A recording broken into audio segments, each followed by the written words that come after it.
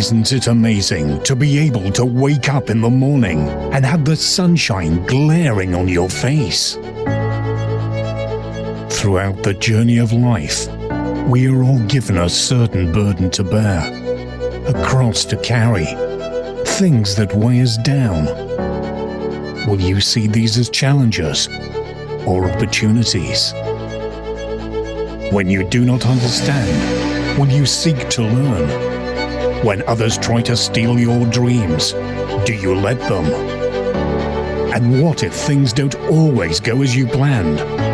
What if success was meant for someone else?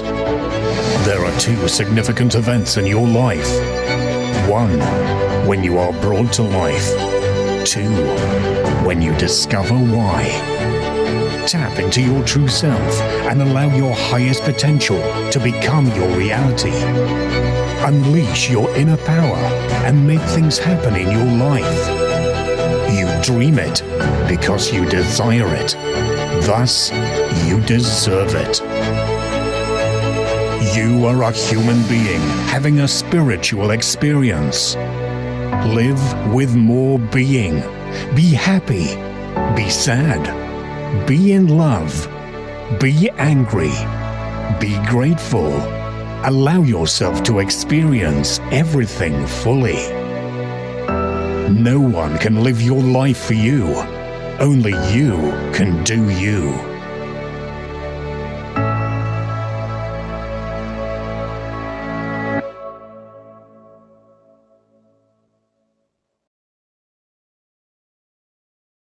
Get ready, get set, and let's grow, grow, grow. Can you imagine this is our final squad? This is squad number 10, and it's Inner Power. Sandra, how are you doing over there?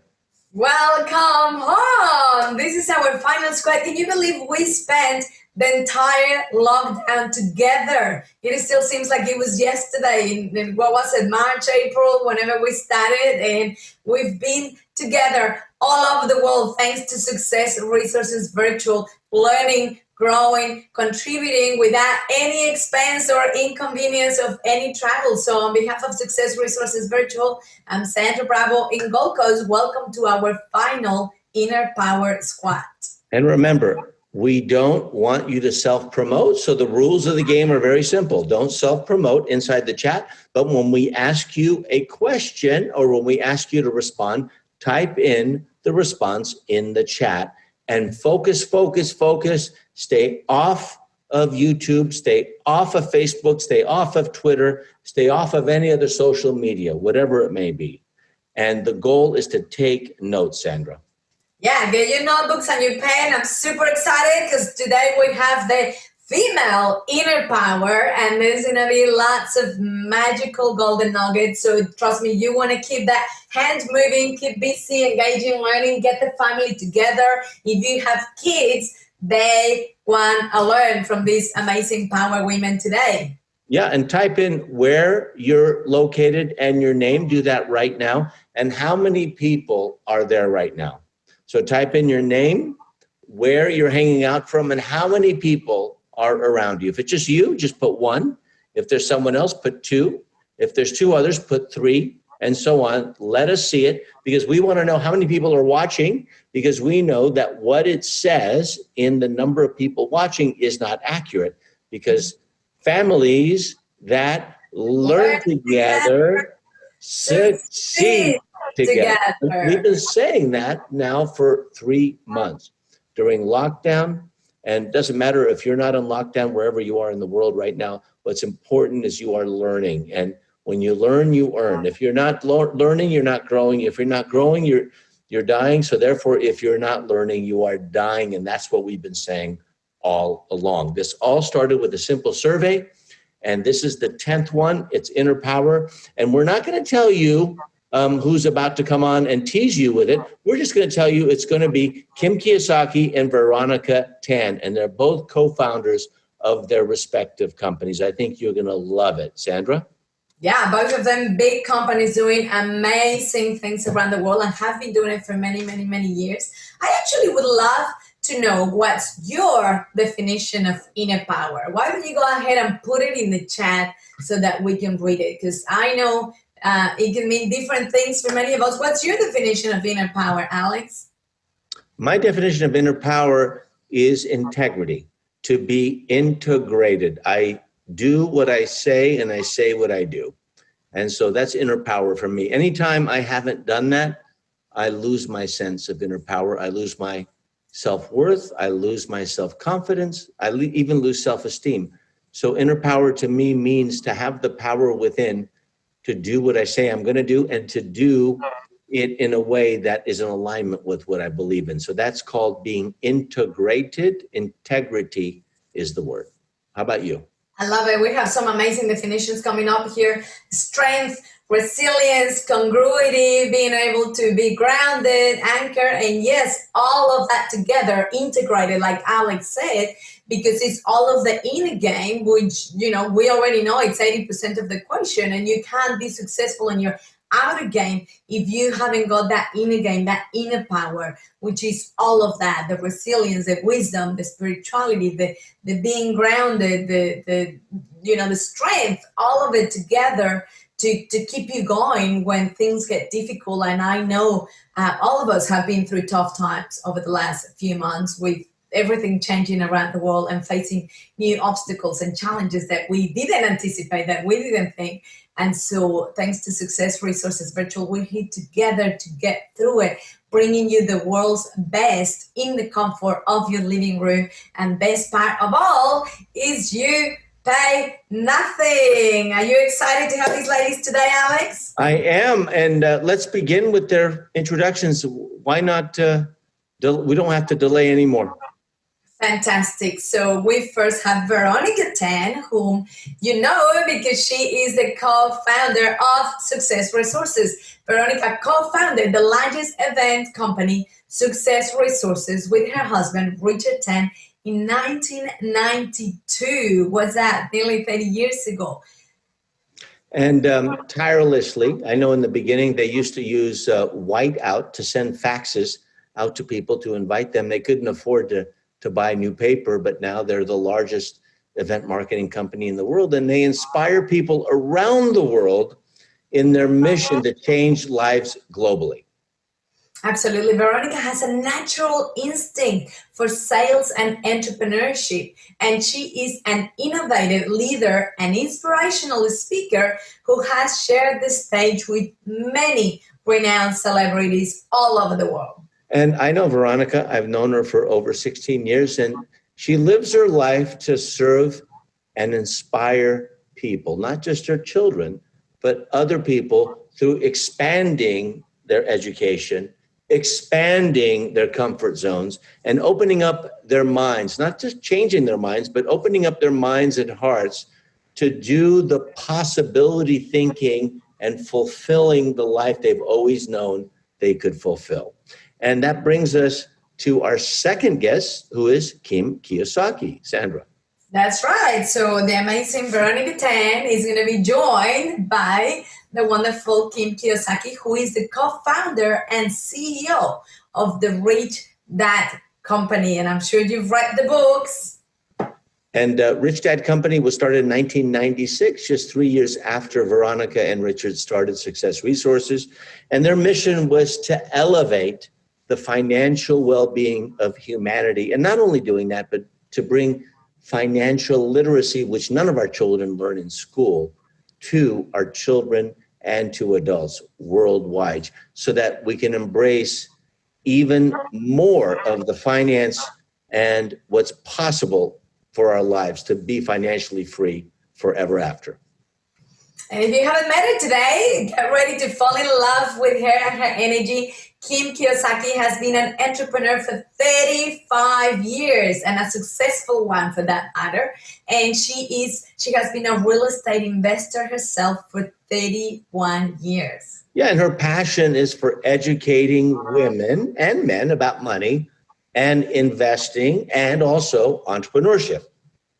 Absolutely. Kim has written 2 books, Rich Woman and It's Rising Time. And we are very privileged and fortunate to have these two power women with us today. Are you excited and ready to learn from them? Let's do it. I'll say the first one, you say the second one. Please welcome Veronica Tan and Kim Kiyosaki. Woo! right. Let's put some love on the chat. All right, show them some love. Show them some love. Hello, thank you for having us. So wonderful to be here, and I love being here with Veronica, my dear friend, Likewise, thank you. Kim. and my role model. Oh, thank you. Fantastic. I know we have a very excited audience. They're all been hanging to hear everything that you ladies have to share with us today. So how about we just dive right into the questions so that we can get all of your wisdom. Let's go. Excellent. So we would love to know, as female leaders, what has been the most significant barrier that you've had to face throughout your career? Okay. Kim, I'll start first, yeah? For me, Please do. I mean, very interestingly, I think society has sort of generalized that, we all women lead have barriers. I mean, in my experience, I felt that, where the country I'm in, and also many other countries, also including where Kim is, Sandra is, there equal opportunity for women, that regardless of even your gender. Opportunity is that. So you ask me if there's a barrier, I personally feel that there's no barrier. What the men can do, we can do. And I think also, let's say, if they can sell, we can sell too. Okay, they bring in deals, we also bring in deals. They lead, we also lead. And look at the numerous of women leaders, politicians, business owners coming up, true to many countries who still felt the same way. If I speak for women, in Singapore alone, the highest office bearer in Singapore is our president, and she's none other women. And so is women in Germany, Kosovo, I think Brazil, also Hong Kong, and New Zealand. The more and more women leaders are given equal opportunity, not just to lead in businesses, but now in leading countries. So I just feel that there's no barrier. The barrier is all in our mindset. The barriers in our limited belief. My husband says that in our family, the highest office bearer is also a female. So I think that speaks for itself. That for me, I just don't want to be a victim, to accept that there is barrier in career for a female leader. We all do the same thing. I mean, there's no difference between a leader is a leader, whether you're male or female. So that's my point of view. Kim, what's your thought? That's a great insights, Veronica, because to your point about the female leaders that are up and coming and that are in place now, and you and I have talked about this, we believe that the world needs more and more women leaders, women role models. We need that more female yin energy on the planet right now, because the planet's very aggressive and very divided and very confrontational. So I think more than ever, we need those female leaders. For me personally, I was the youngest of 3 girls growing up. And so I'm very fortunate. My parents always taught me to go for my dreams. Gender was not a factor in success. So I had a very, very good foundation in my upbringing. And I always felt that I could do whatever I set out to do. And that's how I was raised. I do think, to your point, Veronica, about the barrier is your mindset. It is your mind. And I think sometimes there is a barrier in the perceptions and the assumptions that people make. For example, I've been around men, and I was years ago with my father at an apartment building that I owned, and we were talking to all the tenants, and my dad was with me because he was visiting, and some of the tenants went up to my father and said, "Isn't it nice to have your daughter working for you?" And he's like, "What are you talking about?" "Well, as the owner of the building, isn't it nice to have your daughter working for you?" And he's like, "She owns the building, not me." but there's a perception and sometimes this underlying prejudice that I have come across. And it's not, which is that women are not as smart as men when it comes to business, when it comes to money, when it comes to investing. And I don't care about the prejudice. I care about if a woman believes that. If she says, oh, okay, yes, I believe that to be the case, because that's not the case.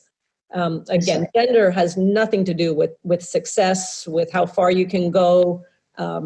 It is the mindset. So I have heard women say, oh, well, you know, they talk about a glass ceiling in corporate America. I'm like, well, that's because you believe there is one. And if you believe there is one, there will be one. If you believe men are smarter than women when it comes to money, then that's going to be that's how it's going to play out in your life.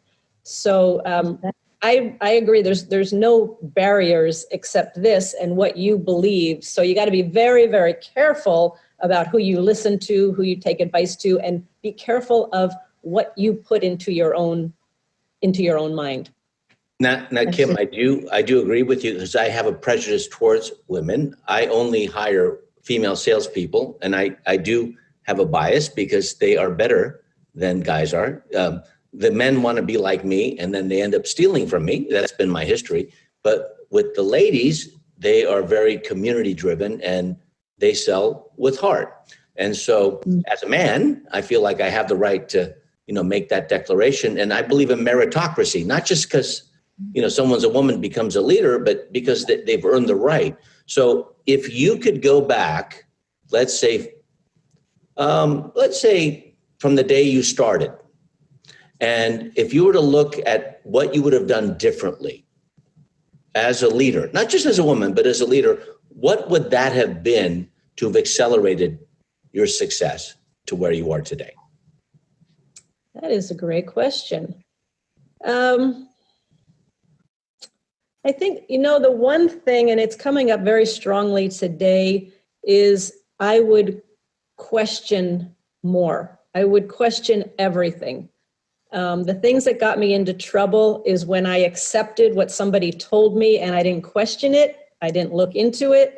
You really have to think for yourself. So I've had lots of upsets and mistakes, and I've lost money. And more often than not, it's because I took advice or I didn't vet what I was being told, number one.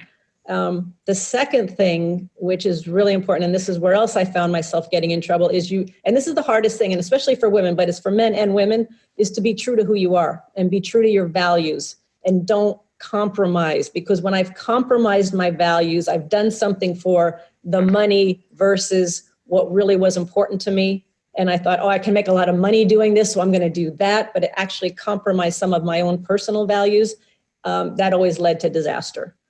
So it's tough to do sometimes when they're dangling that little carrot and they're saying, if you just do this or if you just do that, you're going to make a whole lot of money. But in your heart of hearts that's not congruent with who you are. The more times, for example, in the last year, Robert and I have taken the company back under our own control. And the reason being for that is because the company was going in a whole different direction. The company Robert and I have always been very mission-based. The mission of the Rich Dad Company to elevate the financial well-being of humanity. We've always done things towards the mission. What was happening over the last few years, they were getting more money-based. Decisions were being made on what was going to put more money in the bank than what was going to serve more people. Well, the funny thing is, we weren't making a whole lot of money. They were focused on the money, so we weren't making a lot of money. So as soon as we took the company back and went towards the mission to serve as many people as we can to bring education, financial education to the world, guess what? We're making more money, we're having more fun, and we're being true to who we are and true to our message. So I think it's a tough one to be true to, first of all, what are your values? And then to stand tall to your values and to live every day according to your values. Oh my God, if we all did that, the world would be a better place. Yeah. And Veronica, what about you? As a spouse, as a mother, what would you have done differently when you first started many years ago? Because the playing field was different back then. And I think that you had more roadblocks, just being of the gender that was expected to do different things. So in Asia, how was it different for you? What would you have done differently? I also fall in the beginning, fall in the trap of being nice and trying to just stay low profile, supporting and allowing things to happen not according to what I wish, and I compromise. You know what I mean? And so that was again a thought that we grew up that. Oh, it's okay, I think things will be okay. They know better, and of course at the end, you beat yourself up for saying, I could have spoken up, so I think I had that thing during the younger days where I just didn't want to speak up. I didn't want to take a bigger role in the business, but as I get more matured and got experience in the businesses, and I think education for me is another important aspect that along the journey in the business, I get to learn a lot from the various teachers and speakers, just like learning from Robert and Kim. Kim, I learned so much from you, sometimes in what you take a stand, and it has impacted me too. And I start to kick butt and then, believe in myself more and take a major role to push for the things that I want to, and I feel works for the business. And that's how, if I have to do it again, I will speak up, and I will invest myself more in education, and I think it will also save a lot of time and money, because if I allow Richard to make some decision, and he's so easy going, so things just don't, they will fall apart at the end, So that's where I come from. I will speak up. Yeah. And to your point, Veronica, that is such an important point, because I had a hard time being forthright at times when I didn't say what I needed to say, because I didn't want to rock the boat. I didn't want to ruffle feathers. I didn't want upsets. Right. And it took a lot of time and a lot of mistakes and a lot of upsets to get to the point where I really don't care I don't fear what the consequences are if it's coming from the heart and it's what needs to be said. But you've been a great teacher for me on that, because I've seen you speak up and I've seen you take charge, and I think we've both come a long way, and you've been a great mentor. Exactly. We learn along the way, you know what I mean? Yeah. We learn from our mistakes and our upsets. Yeah, and this is why it's called Inner Power Squad, because it requires inner power, male or female, doesn't matter. It requires inner power to speak out and to be worthy of the consequences that will happen no matter what. And you take responsibility of it. So Sandra, back to you. How is that for the beginning of an amazing Inner Power interview? Ladies, give us some love in the chat. I love the way Kim and Veron interact, because there's a saying out there of behind every successful man, there's a successful and a strong woman. However, I always say to my ladies in my retreats, behind every successful woman, there's a group of powerful women. And here we see how Kim says, she's learned amazing and valuable lessons from Veron, and Veron says she's learned amazing and valuable lessons from Kim, and successful women support each other in the journey, which is very powerful. So I would love to know, we have a lot of women leaders here with us today, and a lot of them are starting off their journey. So I would love to ask you, ladies, if you were to travel back all the way, or if you were to start again from scratch today, what would be your most valuable lesson to share with someone? What would be the first thing that you would do if you were starting from scratch today? Veronica? I would start all again, same, use my gut feeling, intuition to make a decision, because I think I must know what I want, now. And I would say that, I would want to say to the people, when I get started, is don't lose your dream. When you have a dream, you have a plan, stick to it. I think very often, along the way, we had a big dream, a big plan, and then we come across obstacles and we got beaten up, and we start slowly to lose confidence and faith and forget what we wanted to start originally. So I think for me is, if I have to go back again, start all over, if our purpose is to start a business and how we handle people, how we choose to trust people, all these are very important elements. Trust your guts and just stick to it, and don't give up, and don't compromise, by along the way. So that's what I would do differently again. Kim? For me, I think the number one thing is I would have been more open to making mistakes earlier on. We come out of school, we're told if you make a mistake, you get a D, you get an F, you flunk, you fail. You always looking for the right answer, the one right answer. Well, we know in the world of entrepreneurship, there's many right answers. There's not just one right answer. And we're also in school told, do it on your own. You got to take your test by yourself. You got to do your project by yourself, where, as Veronica said, we have a team. When you have a group of women, as you said, Sandy, behind you, very, very important. So one thing is I would be willing to make mistakes and make them more quickly and learn from them. I would also understand that when you have a setback or an obstacle, because I've learned this the hard way, and I never knew this. I was trying to avoid all those setbacks and all those problems. And the purpose of an entrepreneur is to solve problems. So I would look today, as I looking back, now we have a problem. Now we have an obstacle. Look at COVID. Oh my God, that's one of the major obstacles facing a lot of us right now. And to be able to deal with that and to be resilient to get through those times and know that you're going to be okay. You're going to have this problem, but oh my God, once you get through that and once you get resilient and be optimistic, that can change everything. So I wouldn't look at I would look now at mistakes as an opportunity to grow and to learn, and because every mistake just shows us something that we didn't know. And so a mistake happens today, our team gets together and goes, okay, what don't we know? What didn't we see? How can we improve and we get better? So I think it's probably one of the biggest things is the problems and the obstacles I faced and the mistakes I made, or actually blessings instead of something I was trying to avoid.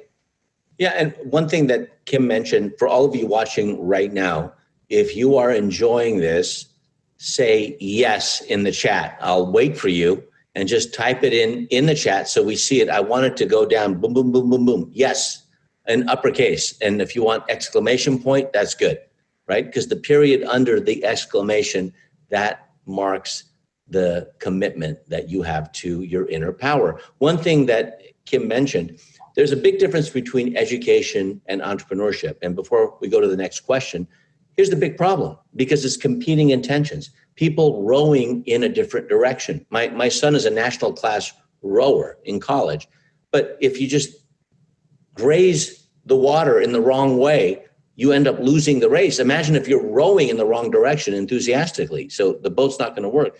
So in education, if you get an F, if you fail, you failed. It's over, done. It can ruin your chances in advancing. If you fail in business, well, that is the greatest opportunity, because as Thomas Watson Sr. of IBM once said, if you want to double your success rate, you double your failure rate. So entrepreneurship failure is the price you pay to learn. Failure in education is the price you pay to stop advancing to the college of your choice. It's the most incredibly conflictive two groups of mindsets that you could possibly think of, man or woman. This has nothing to do with gender. So just know, if you're in entrepreneurship, failure is a good thing. And if you fail often, and if you fail in a small way, then you will succeed. And that brings me to, other than deciding to work for yourself, ladies, okay, what's the single most important decision you made to contribute to your success? Forget the men in your life. Veronica, we'll go to you first. I want to know the why behind what you do. I mean, the bigger the why, the easier the how. So what's the biggest decision that you made that really lived into the big why to do what you do today? My biggest motivation is to take responsibility for life, and if I exist, I constantly ask, what am I supposed to do and who am I supposed to serve? So when the business come along, my greatest why was at the beginning was to support Richard, because I realized that you can't have two heads together, so I prefer to I want to support him, but as I sort of get into the business, so we are in the business for like 27 years now. So in the midway, I start to feel that the business is about taking world-class education, of business, of mindset and financial education to the world to elevate the lifestyle, of people, giving people hope and opportunity. Then I realized that, if there's my why become how many people I want to serve, who do I want to serve, and then finally it all ends up with, other than just serving the people around me, my loved ones, I think the bigger cause now is to the more people I serve, then I think the better I become of myself. So that's my why now. It sort of evolved from serving my loved ones now to serving everybody that I avail myself to serve through the business, through myself, through the events that we have done all over the world. So it comes to one thing now: service. Good and answer. that's why, Kim, and you? Veronica, that's why you and I are so aligned, because when Robert and I started the Rich Dad Company, we built it on two principles. The first being, and these are a Buckminster Fuller, futurist, visionary, inventor, somebody that Robert was a student of, and he had passed before I knew of him, but we're both students of Bucky Fuller's. And one principle was, the more people I serve, the more effective I become. That was a foundation for us. And the other was a thing called angular redundancy. And basically what angular redundancy is what can you do that's needed and wanted that nobody else is doing?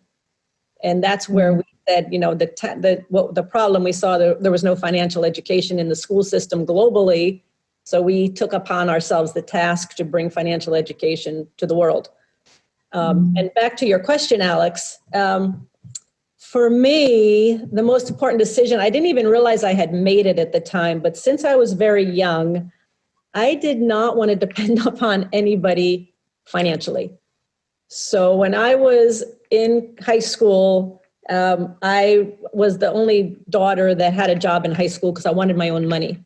When I went to college, I got a job so that mom and dad didn't have to pay for my room and board. And then I figured out how to get free tuition because I was at a state college. I got free tuition. I didn't want to be dependent upon anybody. And it's so funny that it has evolved into the Rich Dad Company, Rich Woman, all of this. But my real why is freedom.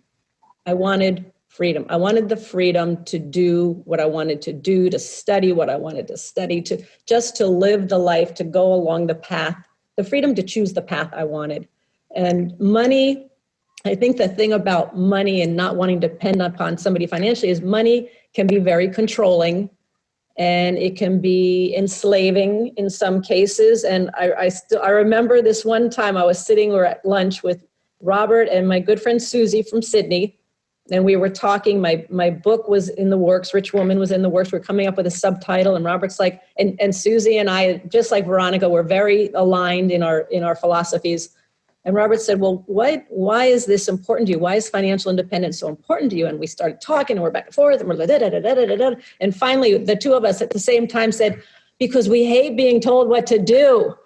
And money has the power to tell you what to do. And we do not like being told what to do. So the subtitle of Rich Woman, it got changed, but we're changing it back, is because I hate being told what to do. So the decision I made is I wanted not to depend upon somebody for my finances. And my why is because I wanted the freedom to live the life I wanted. I love that. I can totally relate. I'm getting goosebumps, and all the ladies are like, "Yeah, I'm in too." I love that. And do you know what's the other thing is the beauty of you ladies like co-leading with your men is that you can pivot between the energy of the male and female, because in business, in certain instances, we need to be transactional, and that's when the men step up easily because it's in the nature. And then there's many instances where we need to be relational, and that's when we step on quickly because we're naturally more relational. So, it's the beauty of being able to have the both, the male and the female energy in business. Sandy, to your point, it's really important point, because at the Rich Dad Company, we've made it a point that if we're going to do business with somebody, the business will be a relationship, long-term relationship business, not a transaction. A lot of people want to come just to do a deal. They just want to get the money. They just want to make that one sale. And we don't work with them. We only work with people that we want to have a relationship type of business set up with. So really good point you made. I love it. And I know that smart and heart-centered men, they come to learn that skill from us women, because they see the value of that. That's how you build long-term wealth and success, by creating those relationships. And, we're lucky that we have more of that naturally. And so here's a great question we have requesting your advice. If a young person asks you, what is the one thing I can do in my financial life that has the greatest potential to make anything else easier? What advice would you give them? I would firstly tell them to get educated, go get some financial education, and that's exactly what Kim, Robert Kiyosaki, and ourselves have been always preaching, that, too many people, young people are quick to jump in to do things and or start a business, or thinking making money is that easy, just jump in, and not realizing that if without proper education, it may even cost you more at the end, So I'm all about what we do: get your financial education right first, and then start small, and then grow into, and you. That's where they couple with the last thing is, I believe hard work is still important for you to get started. For me, that's straightforward now. Having gone through the 27 years, Kim and I, we can tell you, go get your financial education, go get your mind fixed, Yeah. So that's for me.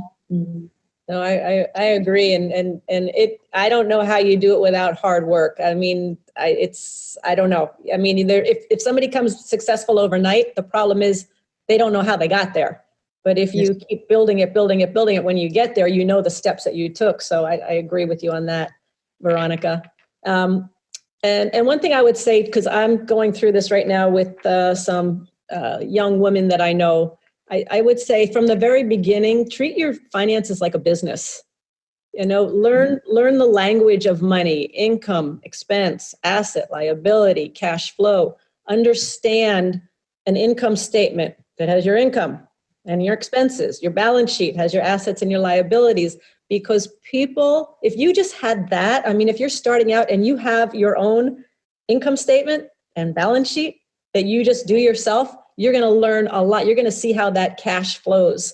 And I talk to so many people, especially young people. Well, how much money do you have coming in? How much money do you have going out? I don't know. I have money coming in. I just spend it. I'm like, okay, do you have any plan? No, I don't have a plan. I just spend what comes in. That's it. So if they could treat their finances as their own business, and then once you've got that down, then learn, as Veronica says, then get educated too on how to have your money start working for you, how you have your money start making money for you. And it's a progression. I'll tell you right now, I was on the phone this morning with a banker, and we have a surplus of cash at our company. And we're trying to figure out where can we put it, because we're going to need it in the next few months. And where can we put it so it just makes something? So I'm like in it right now going, geez, you're making what? You're going to offer me 0.2%, 0.02%, not even 1%, well under, almost 0%. And they're like, well, that's the best we can do. So we're now in the hunt, and we've got some ideas of what we're going to do. We're going to definitely go to alternative resources and investments that will be very liquid. But again, you've got to keep looking. You've got to put your finger on the pulse every single day. You got to know what's coming in. You got to know what's going out, and you got to have some kind of plan on how to grow your money. But treat your finances like a business. Yeah, and advice, because you can't grow what you can't track. And exactly. Speaking of education, I know for me, investing in myself is the best thing I could have ever done. I came across Success Resources probably 10 years ago, and you don't know what you don't know. I'm learning from all of their speakers, and you were there on the stage, Kim, when I was first a participant of Success Resources events 10 years ago, and I just remember hearing these words from the speakers. If you do exactly what we teach you to do, you'll be financially free within 3 to 5 years. And implementation, as you said, yes, you can go and educate, but if you're not taking action, putting the hard work and implementing, I was able to leave my full-time job within that same year that I had been in for 10 years, but I didn't know what I didn't know. And the little secrets, as simple as, that changing your mortgage repayments from monthly to weekly save you at thousands of dollars in interest, because the interest is calculated daily. So it's not that you pay more or because you pay more often. It's simply because now it gets calculated over 7 days instead of 30. So very powerful. You go ahead, Alex. I just got really excited with all this. okay, well, thank you for that. I was just going to say that we can't improve what we do not measure. And I don't believe there's gender differences between, measurement and improvement. Anyone can measure their success. So there's no way you can improve without measuring. You need some sort of a table of where you are today and what you can measure tomorrow. And I know I've dealt with measurement with Veronica over the past 15 years. And she's one person in my experience where we start with, okay, where are we now and where do we want to go? Which brings me to a question of daily rituals. And Veronica, I'll start with you and then to you, Kim. What do you enjoy doing most in your day, Veronica? My daily ritual is really the highlight. What I do nothing but except I find myself always in the middle of solving problem for the. You're so good at it because you're so good at it. I realize at the end of the day, when I ask what did I do today, is solving problem for this person, solving problem for that person, and situations here and there. So I think that's what I really enjoy the best. Is I got the opportunity to solve people's problem. By solving people's problem, I become better, because I always believe that we have to be so good at what we do that our problem becomes small. So I challenge myself always to take on problems and not to run away or avoid. So I think that's where my strength is. In the day is everybody in the office or customers or partners, speakers, they all will come to me for problem solving and whatever it is. So I enjoy that very much, because along the way also I get to uplift people and empower people and build people. So these are all part and parcel of my daily routine. And that has been keeping me moving for years and years. And even to today, I'm still doing it. And thank God I'm enjoying it. So so far so good, not complaining yet. Right, Kim? No, we're not complaining. We're just happy to be working. What about you, Kim? Right. What's the most enjoyable part of your there's a lot. I just want to first piggyback on something that Sandra said and something that you said, Alex, is when you listen to people and they say, if you do this, you'll be successul. What Veronica and I talk about, and what Richard and Robert and we all talk about is we're just telling you what we did. It's not a magic formula. It's just what we did. And there's real teachers out there, and real teachers are who I like to learn from, people who are doing what I want to learn to do, and they're doing it every single day. Those are real teachers. Like we have Rich Dad Advisors on real estate, stock, legal, taxes. they're doing it every single day. So I want to just make a point. If you're going to learn from somebody, learn from a real teacher who's out there practicing what they preach. And then to your point, Alex, on what you measure, you've got to measure what you measure grows. Every week, just this morning, I was on my weekly call with our team at Rich Dad, and we have what we call key performance indicators, statistics that we monitor every week. And we didn't do that years ago. And so isn't it funny that as we measure it every week, hey, it's growing and it's getting bigger and it's getting bigger. And I love statistics because they show you what's working and what's not working. So to your question, what do I love doing? One of the most fun things, and I've always wanted our business to operate this way, and now it does, is I love experimenting. I love taking something and saying, or somebody, the team comes up with something, what about this idea? Let's try it. And then we measure it. And then we see, did it work? Did it not work? Did it sell? Did it not sell? Did we get a response? No response. It's like we live in this little incubator, this little think incubator. And I love going into the office or talking with our team because we're experimenting all the time. And if you're experimenting, that means you're learning and you're trying new things. And a lot of times it doesn't work, and it doesn't matter if it doesn't work because we're going to learn something from it. So I love that. And the thing that keeps me going, and I know it keeps Veronica going too, is that when we run into somebody or they say, thank you for your work because of it. We have these investments now. We have our business. We're growing. During this lockdown, during COVID, we've had so many people come to us and say, thank you because we followed the Rich Dad principles and the principles of other people that you recommended. We're okay.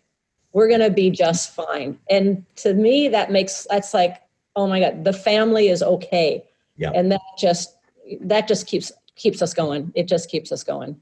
Yeah. And before the next question, Sandra, I just want to bring up the word compassion, which is more of a feminine word, but the Dalai Lama talks about it all the time in the Kadampa Buddhist tradition. And if you look at compassion, there's 3 words inside.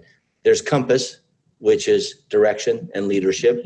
Male or female, it's there. There's passion, male or female, it's there. If you're not passionate, Steve Jobs was passionate, J.K. Rowling was passionate, Oprah Winfrey is passionate, and of course Steve Jobs and Bill Gates, passionate. They were sleeping under their desk. We don't look at those times. We only look at the result that they got, but that passion drove them. But at the granular level, what Kim just said, ion. That's the 3rd word in compassion, ion. At the ionic level, if you're looking through a microscope, you can actually have an impact and influence on what these atoms and cells are doing. Because at that level, your mind can have an impact on the vibration of other things. So ultimately, it's your mindset that is going to impact the outset of what you have. And I think, I'm not kissing up to you ladies. There's 3 versus 1, but women are better at it than men are. So we can learn a lot from you. And I think Sandra can vouch for me. I've done that, from her. So I'll hand it off to Sandra. For sure. And, for all of you joining us here today, I'm sure you notice, just like me, how both Veronica and Kim, they're glowing when they talk about, their passions and their businesses. And you know what? It's a fulfillment showing, because they both have talked about, I'm growing, I'm learning, I'm contributing, I'm helping others. And that's where fulfillment comes from, growing and contributing. And that's what life is all about. And the other thing is that both of you ladies are real examples of how your lives, your businesses are still getting better, even when the outside circumstances of the pandemic is proven to be showing obstacles and challenges for others. And, it's very obvious that you both make it a priority to take care of your mindset, which you've mentioned a lot, and your mental and your physical wellness. I love looking at Kim's arms every time I see her. You're so fit. You obviously take care of your, physical health. So what would be your advice, ladies, in terms of, Because, you know, entrepreneurs, people go, but I'm too busy to do anything else because they just live in the business 24/7. But obviously, with that making a priority to take care of your physical and your mental and emotional health, you can't make the business work. So what's your advice in terms of making that a priority, working on the mindset and your physical health? I am all about education, continuous learning, and depending on what you feed into your mind, and that is something you have to do it now on your own. Then the other thing is constantly be surrounding yourself with people who demand a lot out of you, who is willing to push you and support you, and not to sort of pull you down, or you know. So I feel that this is where it gives me really with my inner power that drives me and enables me to handle the like I said, challenges or obstacles that will come about daily in what we do. The other source for me is really, it's about for me is my faith, is my God, that I tap onto a lot to anchor myself. That you know, I know somebody up there outside is always looking after me, and that you know I have no fear over what I want to do. It will be okay. It's only a mistake if it doesn't work, but don't just do it because and be confident of what you know, and just go out and do it, you know. So that keeps me sane, and the belief of, you know, I can do it and I want to do it. I like that. I like that. Yes. We talk about, you know, there's the four types of education. So there's physical education, which is taking care of your body. I mean, your body, if you don't take care of your body, you're going to have a hard time fulfilling your mission and doing your work if your body is dragging behind or dysfunctional. So there's physical, there's mental, which is the learning and the education. And I have to say, during this whole COVID period, I have been absolutely amazed and floored that the amount of people who are my passion at Rich Dad is our first product, which is our cash flow board game that teaches investing and money. So our mission is really based behind the cash flow board game. And during this COVID time, we've had to go back to production twice now because we are sold out, because people are actually at home studying, learning, getting educated. They're buying more products. I know the same is true for Veronica. They're actually taking this time and they're learning and they're studying and they're building that mental component of education. But then there's also the emotional, and the emotional is really, really, really tricky. And the emotional and the spiritual, if you don't have your emotions intact, they can just come and bite you. And then you know what? Yes, they can just bring you right down. So I do a lot of emotional clearing, and not really clearing so much, but I'm very aware of thoughts. I have somebody that I go to if I have an upset or I'm stuck or I'm not moving forward. She works with me on that. On the spiritual plane, which I think is one of the most important, every day I'm studying, I'm reading, I'm implementing. I take something I read and I practice it during the day. But I think you've got to combine to really have all of everything firing, to have the physical, the mental, the emotion, and the spiritual education.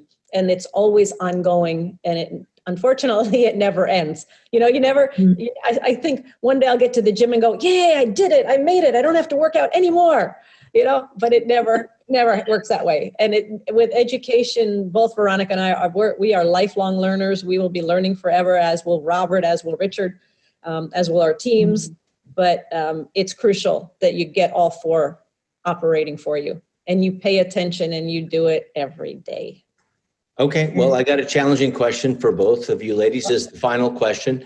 This is the response I get with my students, and that's one word. Impossible. And that's when I ask the question, how do you balance your personal and professional life? And it's amazing what a difference one apostrophe makes when you just simply change the perspective and the context to I'm possible. And Bucky Fuller taught this with all he taught. He's my root mentor. He's my root llama. And his greatest discovery for me was precession, bees and flowers. How do flowers procreate? Well, they need bees. How do bees bring back honey? Well, they don't know. They're just doing their job, but both are doing their jobs. And all of a sudden, you have new flowers because of pollination, and you have new honey because of bees, and they're doing their job. So when it comes to your professional and personal life, Kim, I'm going to go to you first. How do you balance? How do you create harmony between personal and professional? Because the lines are blurred now than when we were younger in our days. Yeah, that's a really good question, Alex.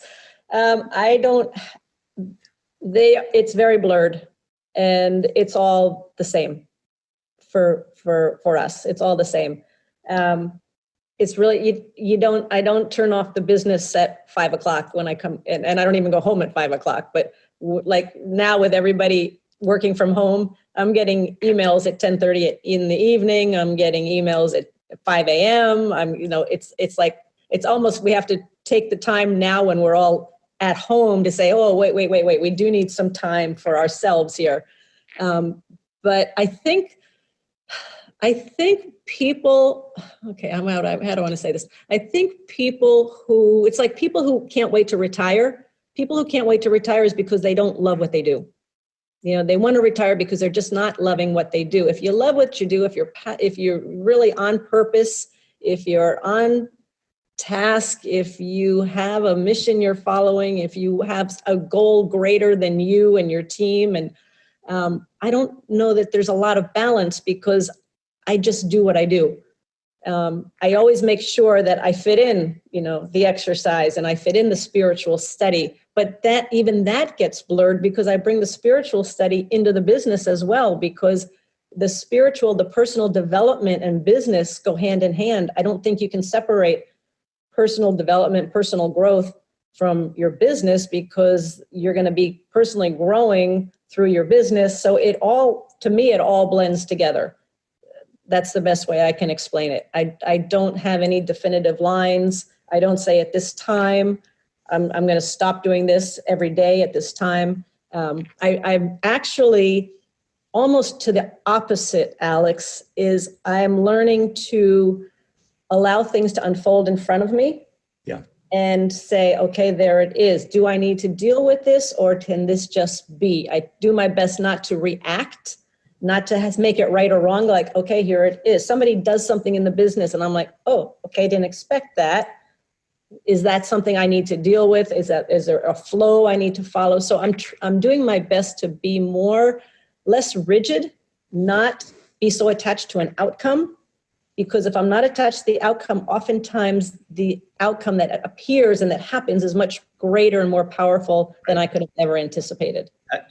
I cannot say it any better, and I haven't heard it any better. Veronica, before I go to you, I will tell you the blurriness between personal and professional is one of the reasons for my divorce. And now that my wife and I are best friends, she understands how there is a blur and there is no difference between the two, because otherwise we're living two different lives. We're not as genuine, when we're not bleeding in one to the other. So, I love that you mentioned that, because gone are the days when we get home from work and then, we're having dinner with family. It's like, there is no boundary between the two. And what's so wrong with that? And someone who travels as much as you, Veronica, and someone who has over 500 events a year, 1,200 days, you're on lockdown now, but we have our own success resources virtual, and you've been a big proponent of that. How do you separate personal from professional, if you do at all? Very much like what Kim said, and you say that this is such a fine line that I don't say. Richard and I worked even at home to, the last minute, we were in the bed and we still could talk about work if we chose to, So we don't really have that fine separation online. I think especially very much when you work with your spouse, sometimes you tend to bring back work and all that along.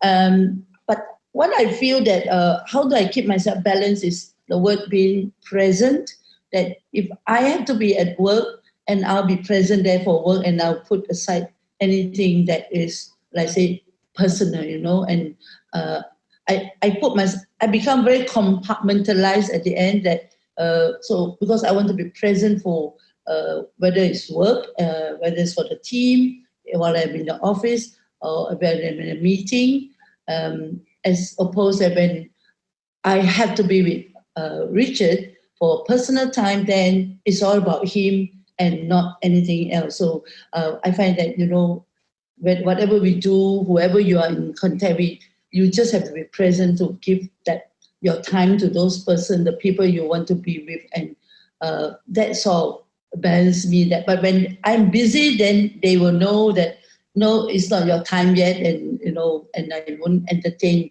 even. So it sometimes brings me to ask a question: am I being very calculative with people that? What should I see you now or should I not see you now? But I think to keep myself balanced, and I need to force myself to do that and just say, I have now time for you, so I'm going to give you my time. If I don't, there's no point just a touch and go. Then I don't come across being sincere, being complete, in handling that. So that's one way I do it. The other way I balance myself is also a lot by agreements. With a team, with especially personally with my spouse, with Richard, when we have to do things, sometimes we get overlap, and I usually have agreements with him that this is my area, this is your area, you don't cross over. If you cross over, I'll call it, I'll make a point, so similarly, I think he's not too fussy whether I cross over to his side, but I think women are women that I'd be rather that this is my area, so don't answer. Let me answer it. Let me handle it, So with that, he's kind of get used to it. He now knows. He will always say, oh, this is Veronica's area. Go to her, and even for the children, at home, I'm always like, I say, I'm the provider. He's a disciplinarian, He looks after, you can't do this, you can't do, he makes a rule and all that. But I'm always a nice person, the go-to person. I want this, I want to buy that. So we are quite compartmentalized. So I always use this example that, we are like in the army, that he's a general and I'm the major. So he makes all the general decision. I get to make the major decision. So I'm happy he's happy. Yeah. So I balance. So that's how I balance myself, being present and by a lot by agreements.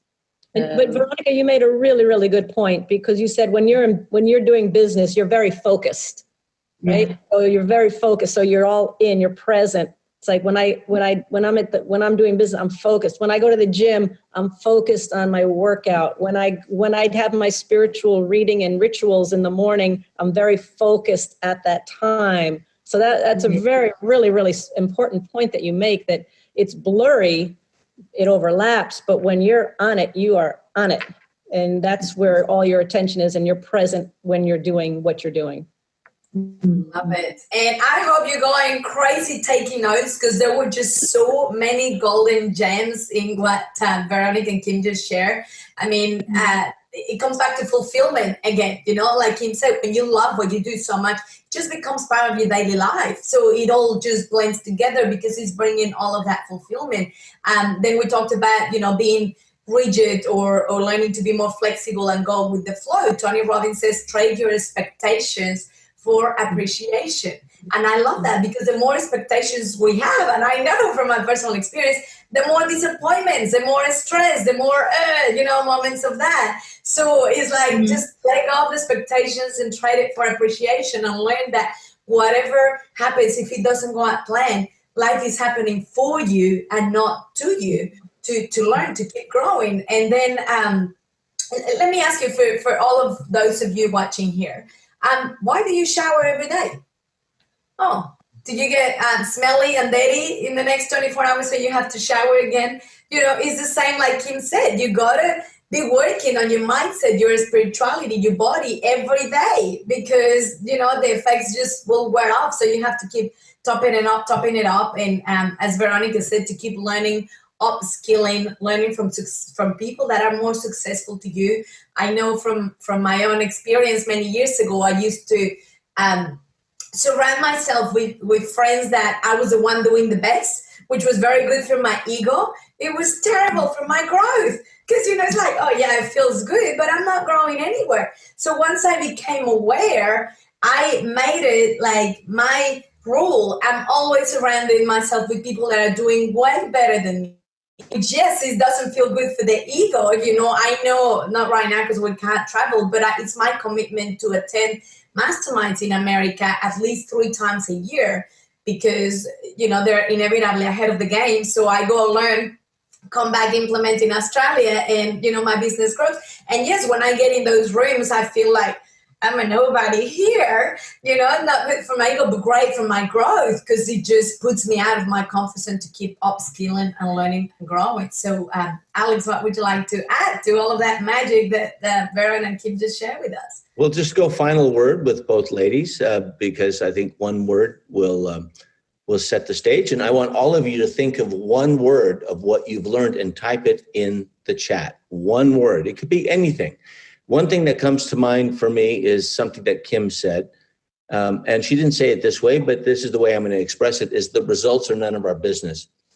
The thoughts, the feelings, and the actions that we take get results. But if the outcomes don't match our expectations, so what? We just change the action, right?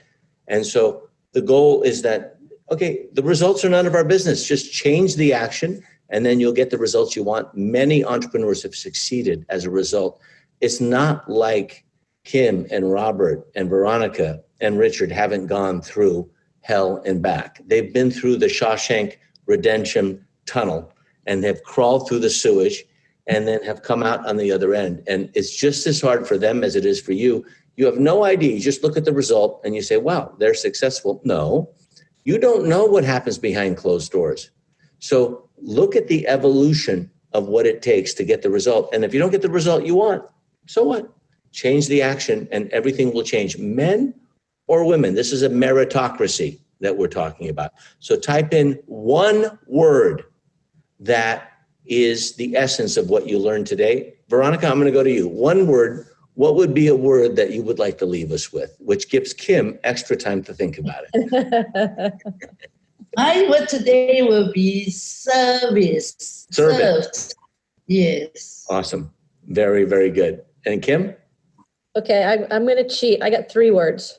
Okay. I got 3 words. And I want to say it because given the circumstances, situation that we're all facing all over the world today, these are 3 words that I think are most important for success as entrepreneurs, success as people, but really entrepreneurs and successful to get through this time and to thrive in this time. The one would be purpose, have a sense of purpose. Number 2 would be to be optimistic because there's always opportunities. Even when things look dark and things are going the way they're going lately, there's always opportunities. So optimism, optimistic, very important. And the 3rd, which I think is the most important, is resiliency. How well you come back from a setback. Because we all face problems, we all face setbacks, we all face obstacles. And if you can stand up to them and get through them and be resilient and work through it, then that leads to success. So excellent. I got 3 words. Okay, that's awesome. We'll take it. We'll take 3. Yeah. What about you, Sandra? I love it. My final word is growth. I think that if you choose to embrace growth, inevitably you'll be getting bigger, better, more successful and going forward as long as you're constantly embracing growth. So, yeah. And my final word is responsibility, the ability to respond. No matter what happens, you have the ability to respond if you just follow what you've learned from these 3 great women, Sandra Bravo included. So on that basis, we want you to give us some feedback because it's very important to us. Go to successresourcesvirtual.com/feedback. Okay. Successresourcesvirtual.com/feedback. Give us honest feedback. Don't just vote feedback and give us high scores. Give us the honest and genuine scores that you believe that is deserved for this session. This was very fun for me because I was outnumbered. So it was fun. It was fun. One Sandra, of my favorite squats to have, inner power. And I know you guys watching are like blown away with the wisdom and the magic that these wonderful female leaders share with us today. So the feedback is your way to show your love and appreciation to these beautiful ladies. So go ahead and fill it in. This is only day one of the inner squad. We have more magic coming tomorrow for day 2. So I am deeply grateful and honored to have been here with you, Veronica and Kim. Thank you for your wisdom, your magic, your time, your glow, and for doing amazing in the world. Thank you. Thank you, Sandy. Thank you, Alex. Thank you, Veronica. Thank you, Kim. Thank you. Thank you. And thank all of you. Without all of you, it would be impossible. So stay tuned, because on day 3, Veronica will be back with Sandra and me and a special guest. So all good wishes. This is on behalf of Success Resources Virtual, Kim Kiyosaki, Veronica, and Sandra Bravo. And of course, we won't leave Richard Tan out as well. We want to thank you for joining us, and make sure you make it for day 2 and day 3. This is the final squad, squad 10, and we've come through a long way with this lockdown period during COVID-19 epic. So all good wishes, and we'll see you soon. Thank you. Bye-bye.